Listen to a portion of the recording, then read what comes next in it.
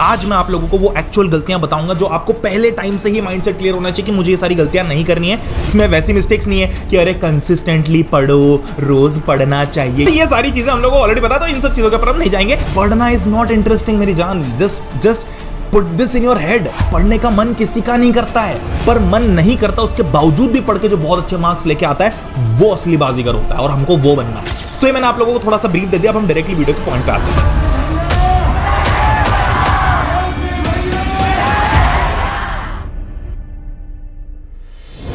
क्या निकला इस बार? ओहो, प्रोटीन सैंडविच। जिम नहीं जाऊंगा पर सारी चीजें करूंगा। ये भी एक गलती है भाई, बहुत सारी गलतियां होती है जीवन में यार, ऐसी गलतियां मत करो। वो पता नहीं अपने आप रिकॉर्ड करने के टाइम पे ये कैसे आ जाता है हर बार। पिछले वीडियो में खाली था, इस वीडियो में मरा है। ये प्रूफ है इस बात का कि उसे रिकॉर्ड नहीं किया। Alright, what's going on, my lovely students? Welcome to the class channel for class 10 on YouTube। और आज हम जिस मुद्दे पे बात करने वाले बहुत इंपॉर्टेंट है, क्योंकि इसके बाद में आने वाली वीडियोस भी बहुत इंपॉर्टेंट। क्या बोलिए मैंने? तो आज जिस विषय में बात करने वाले बहुत इंपॉर्टेंट है और इसके आगे आने वाले वीडियो भी बहुत इंपॉर्टेंट होने वाले हैं। आज मैं आप लोगों को वो एक्चुअल गलतियां बताऊंगा जो आपको पहले टाइम से ही माइंडसेट क्लियर होना चाहिए कि मुझे ये सारी गलतियां नहीं करनी है। क्योंकि भैया क्लास 10th के अंदर हैंडराइटिंग गंदी हो सकती है। देखो सीधी मैं जेन्युइनली बता रहा हूँ, हैंडराइटिंग गंदी हो सकती है, पर मेरे को लगता है भैया वो पीपीटी लिख के करने के बजाय हाथ से लिखने में ज्यादा अच्छी फील आती है। और तुम्हें भी ऐसा लगता होगा कि हाँ भाई अपने भाई ने बनाया है, ठीक है। तो क्या नहीं करना is much much much much more important than क्या करना। मैं आप लोगों को कुछ चीजें, ऑब्वियसली बात है, मैंने इसमें पॉइंटर्स लिखे हुए हैं। पहले मैंने सोचा था कि मैं हाफ ईयरली के लिए वीडियो बनाऊंगा कि आपकी मई से लेकर हाफ ईयरली तक आपको किस तरीके से पढ़ाई करनी चाहिए, बट मैंने सोचा कि उसके पहले आप लोगों को ये बताना बहुत जरूरी है कि कौन कौन सी गलतियां आपको नहीं करनी है। फिर जो अगला वीडियो आएगा मेरे पास में अभी रेडी है, वो मैं लगा तो भाई साथ में रिकॉर्ड कर लूंगा, बट इतना मैं कर नहीं पाता हूँ एक साथ। कमिंग बैक, बहुत सारी चीजें ऐसी हो सकती है जो मैंने इसके अंदर लिखी हूं, बट मैं आप लोगों को पहले ही क्लियर कर देना चाहता हूं। Directly coming to the point, class 10th के अंदर आपको अब जो सिलेबस आता है, अब जिस तरीके के पेपर आते हैं वो डिफिकल्ट आते हैं। आज से 2-3 साल पहले, 4 साल पहले जब कॉम्पिटेंसी बेस्ड और ये सारा कुछ यूट्यूब पे इतना सब कुछ भरमार नहीं होते थे ना, तब सीबीएसई पेपर इजी ही लेके आता था।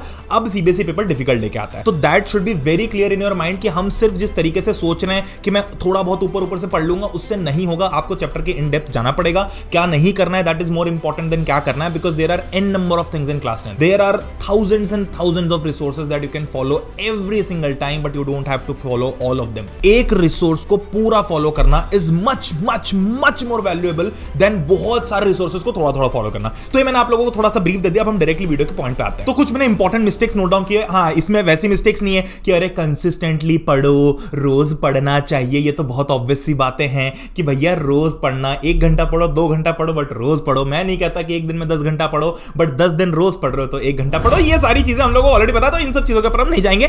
मैं आप लोगों को कुछ माइंडसेट प्रॉब्लम बताऊंगा, कुछ प्रैक्टिकल प्रॉब्लम बताऊंगा, कुछ रियल लाइफ सिनेरियो बताऊंगा कि रियल लाइफ के अंदर कौन कौन सी प्रॉब्लम्स आती है, और बहुत बहुत रिलेट कर पाओगे इससे। और अगर आज रिलेट नहीं करते, मैं आपको गारंटीज बताता हूं, अगर आप मई जून के बाद में भी कभी आके देखते हो इसको, जुलाई अगस्त सितंबर अक्टूबर, साल में आप कभी भी इस वीडियो को देखो, you will always find this video relevant and relatable, ठीक है। सबसे पहली चीज भैया, कॉस्टली मिस्टेक्स, सारी मिस्टेक्स बहुत कॉस्टली है, मतलब हैंड राइटिंग इग्नोर करना, बट मैंने बड़े दिल से और बहुत सोच समझ के, बहुत रिसर्च करके ये चीजें निकाली है। सबसे पहली गलती जो बच्चे करते हैं वो होता है रैंडम ऑर्डर में पढ़ाई करना। जब वो आप सारे सब्जेक्ट्स को इक्वली ट्रीट करते हो ना, मतलब equally not in terms of weightage but equally in terms of कि इनकी प्रिपरेशन स्ट्रैटेजी भी सेम होगी, वो सबसे बड़ी गलती है। आप हाई कॉग्निटिव, अब जैसे मैंने क्या किया, सब्जेक्ट्स को थोड़ा डिवाइड किया हुआ है। सबसे पहला हाई कॉग्निटिव लोड। अब तुम बोलोगे भैया भारी भरकम शब्द यूज कर दिए। अब देखो, मैं चाहता हूं तुम्हें स्मार्ट बनाना, ठीक है, तो मैं वो नहीं करूंगा कि बिल्कुल स्पून फीड करूं। मैं I want you guys to genuinely become smart in your life. तो सिर्फ ऐसा नहीं कि भैया वही घिसी पिटी बातें करूंगा, वो नहीं करूंगा। हाई कॉग्निटिव लोड का मतलब क्या है, जिनमें आपका बहुत ज्यादा दिमाग की प्रोसेसिंग पावर लगती है। मतलब भाई कंप्यूटर के अंदर बहुत सारी चीजें होती है। एक तो होता है कि आप एक माइक्रोसॉफ्ट एक्सेल चला रहे हो, वर्ड चला रहे हो, सिंपल सी चीज कर रहे हो, और एक होता है आप एक गेम खेल रहे हो, तो गेम में ज्यादा पावर लगती है। तो ऐसी चीजें जिसमें आपके दिमाग का ज्यादा प्रोसेसर यूज होगा, मैथ साइंस, इनको आपको फ्रेश माइंड में पढ़ना होता है। ये क्लियर रखना। ये आप ऐसा नहीं कर सकते कि जब आपकी मर्जी हो तब पढ़ लिया। This has to be done in your free या फ्रेश माइंड। आप इसको ऑक्यूपाइड माइंड के साथ में नहीं कर सकते, क्योंकि इसमें आपको सीखना है। देखो, आज से अगर 3 साल पहले भी अगर होता ना, तो मैं बोल देता कि नहीं ठीक है, मैथ्स और साइंस भी ऐसा है कि आप कभी भी पढ़ लो, कुछ नहीं, उसमें 3-4 फॉर्मूले हो जाएगा। बट अब ऐसा नहीं है। अब सिर्फ फॉर्मूले रट के आप आंसर अटेम्प्ट नहीं कर सकते, सिर्फ रट के आप नहीं कर सकते, आपको समझना पड़ेगा। और समझने के लिए फ्री माइंड होना बहुत जरूरी है, क्योंकि ये चीजें बोरिंग है। पढ़ना इज नॉट इंटरेस्टिंग मेरी जान, just put this in your head. पढ़ने का मन किसी का नहीं करता है, पर मन नहीं करता उसके बावजूद भी पढ़ के जो बहुत अच्छे मार्क्स लेके आता है वो असली बाजीगर होता है, और हमको वो बनना है, ठीक है। तो ये तो हाई कॉग्निटिव लोड वाली चीज होगी। आपको ये ध्यान रखना है कि ये वाली जो चीजें होती है, ये जो मैं अभी हाईलाइट करके बताया मैंने आपको, ये आपको अपने फ्रेश माइंडसेट में करनी है। फिर दूसरा होता है रीडिंग एंड रिटेंशन, जिसमें आपका एसएसटी आ गया, इंग्लिश आ गया, ये सारी चीजें आ गई। इन चीजों को भी आपको थोड़े बोरिंग टाइम में कर सकते हो, बट इनको आप स्लीप टाइम में नहीं कर सकते हो। अब भैया तीसरा मैंने टाइम लिखा हुआ है स्लीप टाइम, ये बहुत इंपॉर्टेंट है, इसके ऊपर मैं अलग एक स्लाइड में आपको बताता हूं। देखो इसको मैं बोलता हूं मेरी भाषा में ब्रेन फूलिंग, मतलब दिमाग को बेवकूफ बनाना। कई सारी बार क्या होता है, हम क्या करते हैं रात में, जैसे फॉर एग्जांपल मैंने आपको सिंपल कैलकुलेशन दिया हुआ है कि 11 बजे मान लो मेरा स्लीपिंग टाइम है, तो 10 से 11 का जो टाइम होता है मेरा होता है ब्रेन फूलिंग टाइम, जब मैं ब्रेन को बेवकूफ बना रहा होता हूं कि मैं पढ़ रहा हूं बट मैं नहीं पढ़ रहा हूं। कैसे? मुझे पता है कि 11 बजे मुझे नींद आने वाली है, अब मैं 11 बजे सो जाता हूं। आप कभी भी किसी भी टाइम पे ले लो, आप 12 बजे सोते हो, 1 बजे सोते हो, उससे फर्क नहीं पड़ता मुझे। मान लो मैं 11 बजे सो जाता हूं, अब 11 बजे के 1 घंटे पहले 10 से 11 का टाइम स्टार्ट होता है ब्रेन फूलिंग टाइम। इसमें क्या होता है कि मैं ना एसएसटी जैसा सब्जेक्ट उठा के बैठ जाता हूं। अब भैया आपने बोला था कि जब थके हुए हो तो ऐसे रीडिंग एंड रिटेंशन वाले सब्जेक्ट्स उठा लो। अब क्या हुआ, तुमने एसएसटी उठा लिया, अब तुम एसएसटी करने बैठे। अब क्या होता है कि तुमको, जब तुम पूरा दिमाग तुम्हारा वाइंड डाउन हो रहा होता है, उस पीरियड को बहुत ध्यान से सुनना, उस पीरियड को मैं बोलता हूं वाइंड डाउन। जब भी आपका दिमाग वाइंड डाउन हो रहा होता है तो आपको कोई भी नई रिमेंबरेंस वाली चीज उसमें नहीं डालनी है, क्योंकि आपको लगेगा कि आप पढ़ रहे हो बट आप पढ़ नहीं रहे हो। भैया इतनी सारी भारी की भरकम चीजें बोल दी, थोड़ा सिंपल करके बताओ। चलो मैंने कहा बहुत सिंपल करके बताता हूं, बड़ी सिंपल सी बात है। आप एनसीईआरटी खोल के बैठे, अब जैसे कहां होता है जनरली बायोलॉजी के साथ में, एसएसटी के साथ में, जिसमें आपको कोई लॉजिक नहीं, आपको उस दिमाग में चीजें भरनी है। अब हो क्या रहा है, इमेजिन करो रात की बज चुकी है 10:30, अब मैं हिस्ट्री पढ़ने बैठा, अब मैं इसमें पढ़ रहा हूं, ठीक है। Movement started with middle class participation in the cities, thousands of student left government controlled schools and colleges, headmasters, teachers resigned and lawyers gave up their legal practices। अब पॉज करो, पॉज करके सोचो कि क्या आपको जस्ट पिछली पढ़ी हुई लाइन भी याद है? आपको नहीं याद होगी, because this is the brain fooling stage, जहां पर आप पढ़ भी नहीं रहे हो और आपको लग रहा है कि आप पढ़ रहे हो बट आपका टाइम वेस्ट हो रहा है। मेरे पापा एक चीज बोलते थे कि या तो पढ़ लो एग्जाम टाइम में या फिर सो जाओ। अभी भले एग्जाम टाइम नहीं चल रहा है बट एटलीस्ट हमको दिमाग को बेवकूफ बनाने की जरूरत नहीं है। अगर हमको नहीं पढ़ते बन रहा है तो हम सो जाएंगे, बट हमें फेकनेस नहीं करेंगे। मतलब कई बार ऐसा होता है ना, पढ़ते पढ़ते ऐसा लगता है अरे 1 मिनट शिट क्या पढ़ रहा था मैं भूल ही गया, 3-4 लाइनें मेरे दिमाग से ही चली गई। ये ब्रेन फूलिंग वाली स्टेज होती है। तो इस टाइम पे आपको एसएसटी जैसी चीजें में नई चीजें नहीं उठानी है। इस टाइम पे बिल्कुल जब आप थक चुके हो तो आप इंग्लिश उठा लो, हिंदी उठा लो या स्टोरी वाली चीजें उठा लो जिसमें आप थोड़ा बहुत रिलेट कर पाओ। अदरवाइज आपको कोई भी ऐसी चीज नहीं उठानी है, बिल्कुल भी नहीं उठानी। दूसरा आप और क्या कर सकते हो, आप एप्लीकेशन बेस्ड वाली चीजें कर सकते हो। मतलब अगर आपने मैथ्स बहुत अच्छे से किया हुआ है, आपने कोई, कई बार ऐसा होता है ना मैथ्स करते करते हम अच्छा लगने लगता है, फील गुड होता है कि हाँ यार मुझसे ये हो रहा है, मुझसे हो रहा है, तो उन क्वेश्चंस की ज्यादा प्रैक्टिस कर लो। क्या होता है कि इस टाइम पे आप दिमाग से चीजें निकाल जरूर सकते हो, मतलब अप्लाई कर सकते हो। आपने मैथ्स का फॉर्मूला समझा था, साइंस का फॉर्मूला समझा था, आप वो निकाल के अप्लाई कर सकते हो, बट इस टाइम पे आप दिमाग के अंदर चीजें भर नहीं सकते हो। तो चीजें भरने वाला काम नहीं करना है। जैसे एसएसटी चीजें भरने वाला काम है, बायोलॉजी चीजें भरने वाला काम है, इंग्लिश फिर भी स्टोरी तो आप वो फ्री टाइम में पढ़ लिया तो आपका टाइम पास भी होगा, वो हो गया। तो इस वाइंड डाउन वाले टाइम में फिर से क्लैरिफाई करता हूं, वाइंड डाउन वाले टाइम में एसएसटी बिल्कुल नहीं करना है, बायोलॉजी बिल्कुल नहीं करना है। करना चाहो तो इंग्लिश हिंदी फिर भी कर सकते हो, या फिर अगर आपको मैथ्स का कोई टॉपिक बहुत अच्छे से आ गया तो उसकी रिपीटेड प्रैक्टिस कर सकते हो, सबको अच्छा भी लगे और आप वो टाइम भी वेस्ट ना करो। या फिर सबसे बढ़िया चीज है कि सो जाओ, उस टाइम पे सो जाओ। अपने आप को पढ़ने का बेवकूफाना नाटक मत देना, क्योंकि आप गिन तो लोगे कि भैया मैंने आधा घंटा पढ़ाई की, बट वो आधा घंटा किसी काम की पढ़ाई नहीं थी। और हमको ऐसी कोई पढ़ाई नहीं करनी अपने दिमाग को बहलाने फुसलाने के लिए जिससे कि हम खुद बेवकूफ बन रहे हैं। हम मान ले कि भाई मैं 1 घंटा पढ़ रहा हूं, मैं इज्जत से 1 घंटा पढ़ रहा हूं, मैं वो आधा घंटा नकली का दिखाने के लिए नहीं पढ़ रहा हूं, ठीक है। अगली सबसे इंपॉर्टेंट चीज, ये बहुत इंपॉर्टेंट है, स्पेशली जब से पेपर सिलेबस डिफिकल्ट आने लगा है, कि सिलेबस डन करने के पीछे नहीं भागना कि मेरा सिलेबस कंप्लीट हो गया है। हमको सिलेबस को कंप्लीट नहीं करना है, हमको चैप्टर को ओन करना है। ऐसा लगना चाहिए कि साला चैप्टर मेरे बाएं हाथ का खेल है, ये फील आनी चाहिए कि I bloody own the chapter. Life processes I own it, I know every single thing about it.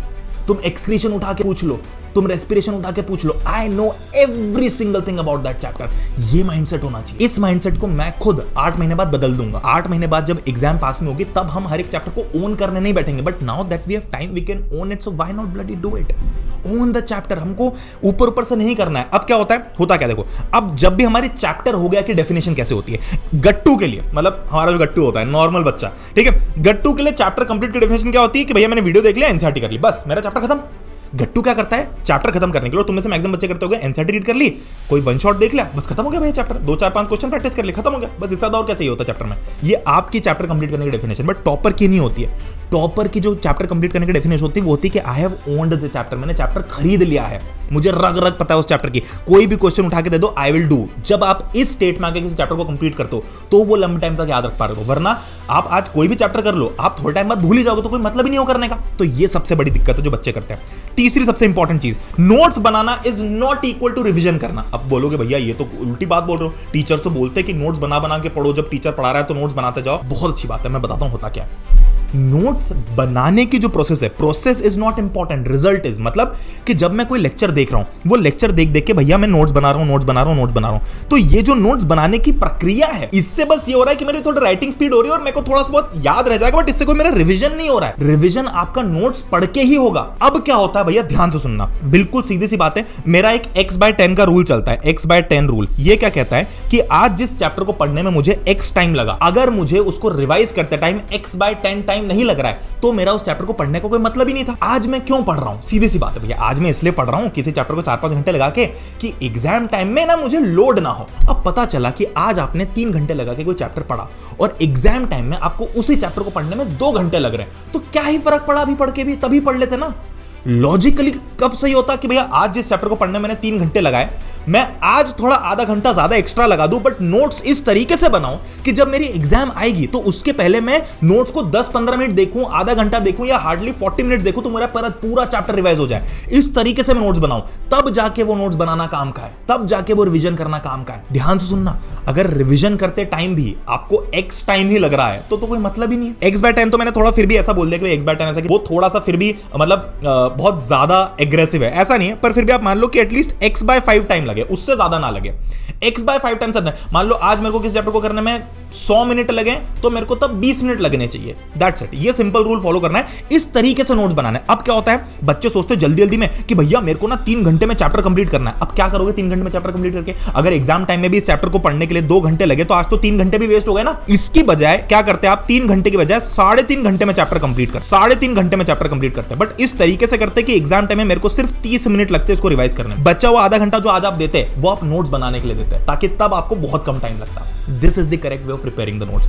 अगली चीज, अब स्पेसिफिकली मैं नेक्स्ट वीडियो बनाऊंगा प्लानिंग फॉर हाफ ईयरली की, जिसमें मैं आपके हाफ ईयरली की पूरी प्लानिंग करके बताऊंगा। बट इसमें भी कुछ चीजें ऐसी होंगी जो गलतियां होंगी जो मैं आज इंक्लूड कर रहा हूं उस वीडियो से भी, तो तब वो चीजें रिपीट नहीं करूंगा। इसलिए अगर आप लोगों ने वो वीडियो देख लेना बाद में, और अगर आपने वो वीडियो पहले देखा है तो आई होप आप ये वीडियो देख ही रहे हो, तो देखते रहो। अब मैं सारी चीजें आप लोगों को उस वीडियो में बताऊंगा, आपका माइंडसेट कैसा होना चाहिए, आपको क्या क्या चीजें गैदर करनी है, एग्जीक्यूशन कैसा होना चाहिए, सब कुछ मैं आपको बताऊंगा। वीकली रिव्यू रिचुअल कैसा होना चाहिए, रिवीजन मेथड कैसा होना है, वो सारी चीजें बताऊंगा। बट आज उसी टॉपिक की उसी वीडियो में से एक टॉपिक चुरा के आपको बताता हूं, which is the again the most important mistake that all of us make, कि हम क्या करते हैं, हम रिवीजन मेथड सही से स्पेसिफाई नहीं करते हैं, हम कभी ठीक से रिवाइज ही नहीं कर रहे हैं। तो एक इकलौता वर्किंग रिवीजन मेथड, स्पेशली आज की डेट में जो कॉम्पिटेंसी बेस्ड पेपर आ रहा है, जो डिफिकल्ट पेपर आ रहा है, उसके लिए सिर्फ एक इकलौता तरीका जो है, जो वर्किंग रिवीजन मेथड जो एक्चुअली काम करता है, वो मैं आपको बताने वाला हूं। सबसे इंपॉर्टेंट चीज ये ध्यान रखना कि rereading is not equal to revising. आप ये सोचो कि भैया जो चैप्टर मैंने आज रीड किया उसको मैं एग्जाम टाइम में भी रीड कर लूं, मतलब मैंने याद कर लिया और फिर मैं जाके इसको रीड करने बैठता हूं, जैसे हेटेरोट्रॉफिक न्यूट्रिशन। अब अगर मान लो कि मैंने आज इसको रीड किया, अब एग्जाम के 2 दिन पहले, 3 दिन पहले, 5 दिन पहले जब भी मैं रिवाइज करूंगा, सोच रहा हूं मैं वीकली, मैं आपको हाफ ईयरली वाली स्ट्रेटजी के अंदर बताऊंगा कि वीकली किस तरीके से रिवाइज करना। तो हाफ ईयरली स्ट्रेटजी सिर्फ हाफ ईयरली के लिए नहीं रहेगी, वो तो आपके हाफ ईयरली में बहुत अच्छे मार्क्स आएंगे तो ऑब्वियसली बात है वही चैप्टर फाइनल एग्जाम में भी आएंगे। तो हमको प्रिपरेशन हाफ ईयरली की नहीं, हमको फाइनल एग्जाम की करनी, बट वो वीडियो के अंदर बताऊंगा। कुछ चीजें उस वीडियो के लिए भी छोड़ देता हूं मैं, ठीक है। बट फॉर एग्जांपल मैं रीड कर रहा हूं, अब मैंने रीड किया हेटेरोट्रॉफिक न्यूट्रिशन, मैंने पूरा पढ़ा, each organism is adapted to. अब मान लो कि मैं रिवीजन करने बैठा हूं इसका, मान लो 1 हफ्ते बाद रिवीजन कर रहा हूं, वीकली रिवीजन कर रहा हूं, एग्जाम के पहले जब भी रिवीजन कर रहा हूं, बस रिवीजन कर रहा हूं, तो पता चल रहा है मैं तब भी रीड कर रहा हूं heterotrophic nutrition. Each organism is adapted to its environment, the form of nutrition differs depending on the type and availability of food materials as well as how it is obtained by the organism. For example, whether the food source is stationary such as grass और mobile such as deer would allow for differences in how the food is accessed and what is the nutritive apparatus used by cow and lion. अब मैं ये करने बैठ जाऊं तो क्या मतलब हुआ पहले पढ़ने का, और क्या मुझे वापस से रीड करके कुछ, अभी तुम खुद पूछो, मुझे कुछ याद रहा इसमें से? कुछ भी याद नहीं रहा। जब मुझे याद नहीं रहा तो तुम्हें कैसे याद रहेगा, है ना? मैं तो दिन रात देखता हूं ये सब, ठीक है।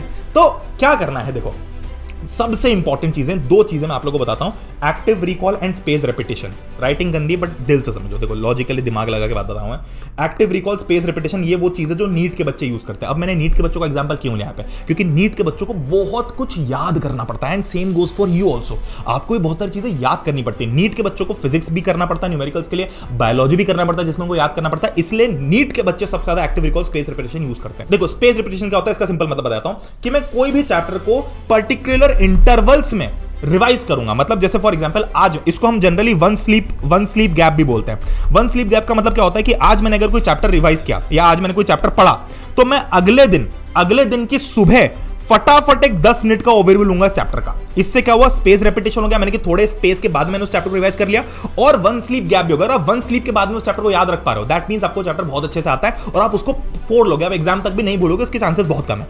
अब स्पेस रेपिटेशन में एक तो आपने वन स्लीप गैप लगा लिया, फिर उसके बाद में आपने वीकली रेपिटेशन कर लिया कि भैया मैं हर वीक में रिवीजन करूंगा, तो ये सिंपल है, मतलब आप फिक्स इंटरवल्स में रिवाइज कर रहे हो, दैट इज सिंपल, ठीक है। अब एक्टिव रिकॉल क्या होता है? एक्टिव रिकॉल ये होता है कि आप पढ़ते पढ़ते ये चीज कर रहे हो, है ना, एक्टिव तो पढ़ते पढ़ते कर रहे हो। कैसे होता है भाई एक्टिव रिकॉल? एक्टिव रिकॉल का मतलब ये कि आपने जो भी चीज पढ़ी, आपको आंख बंद करना है, एक पेज खोलना है, क्योंकि हमारे पास में भी टाइम है, और आपको सब विजुअलाइज करना है कि कहां पे क्या चीज लिखी थी। जैसे फॉर एग्जांपल ये वाला पेज है, अब मुझे क्या करना है, मुझे विजुअलाइज करना है कि कहां पर क्या लिखा था। जैसे पूरा भले ही लिख ना पाओ, बट फिर भी आपको पता होना चाहिए ना। जैसे फॉर एग्जांपल अब ये आप नोट से भी कर सकते हो कि आपने आज नोट्स बनाए, जब वो नोट्स को रिवाइज करते हो तो आपको नोट्स की पूरी याद होनी चाहिए कि कौन सी जगह क्या चीज लिखी थी। तो अब मैंने पूरा पेज पढ़ा, अब पेज पढ़ के मैं आंख बंद करता हूं, अच्छा आंख बंद करने के बाद मुझे क्या क्या याद आ रहा है, एक मिनट, यहां पर भैया ऊपर की साइड में कुछ तो हेटेरोट्रॉफिक की हेडिंग डली हुई थी, फिर बीच मैंने कहीं तो डियर पढ़ा हुआ देखा था, है ना, फिर मैंने कहीं पे मोशन देखा था, है ना, कहीं पे मैंने apparatus वर्ड देखा था। अब मैंने तो बहुत ऊपर से देखा, तो मेरे को 3-4 वर्ड याद है, पर भैया मैंने साइड में एक ड्राइंग देखी थी, कुछ तो अलगी टाइप की एक ड्राइंग थी, 3-4 इसमें बने हुए थे।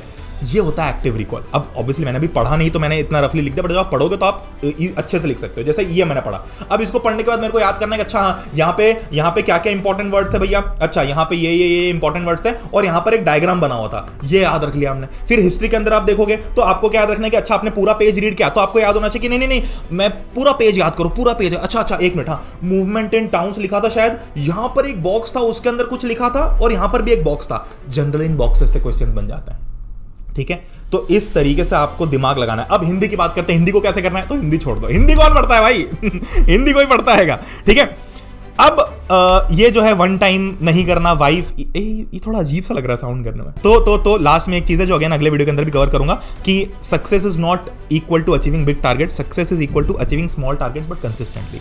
सिंपल सी बात है, कुछ चीजों का ध्यान रखोगे आप 10th में अच्छे मार्क्स ले आओगे। बस ये जरूर ध्यान रखना कि चैप्टर के अंदर क्वेश्चंस की प्रैक्टिस करनी है, उसके लिए लगे आप जो भी रिसोर्सेज रखो, बट क्वेश्चंस की प्रैक्टिस करते रहना। बाकी डिटेल्ड हाफ ईयरली का रोड मैप अगले वीडियो के अंदर आपको मिलेगा। With that being said, I hope कि आपको वीडियो से बहुत ज्यादा हेल्प मिली होगी। वैल्यू जनरली मतलब एक वैल्यू एडिंग वीडियो रहा होगा, एक जेनरिक वीडियो नहीं रहा होगा। और अगर आप लोगों को पसंद आया तो लाइक कर लो, चैनल को सब्सक्राइब कर सकते हो अगर आपको करना हो तो। अगले वीडियो के लिए तो ट्यून्ड रहना, क्योंकि वो हाफ ईयरली के लिए बहुत इंपॉर्टेंट होने वाला है। टेलीग्राम चैनल जरूर ज्वाइन कर लेना, वहां पर कभी कभार में कुछ अपडेट्स डालता रहता हूं। That being said, thank you so much, मिलते हैं अगले वीडियो के अंदर, तब तक goodbye, take care, love you all, Jai Hind, Vande Mataram, see you, bye bye bye bye. और गलतियां मत करो भाई, और गलतियां मत करना, ठीक है, बहुत गलतियां।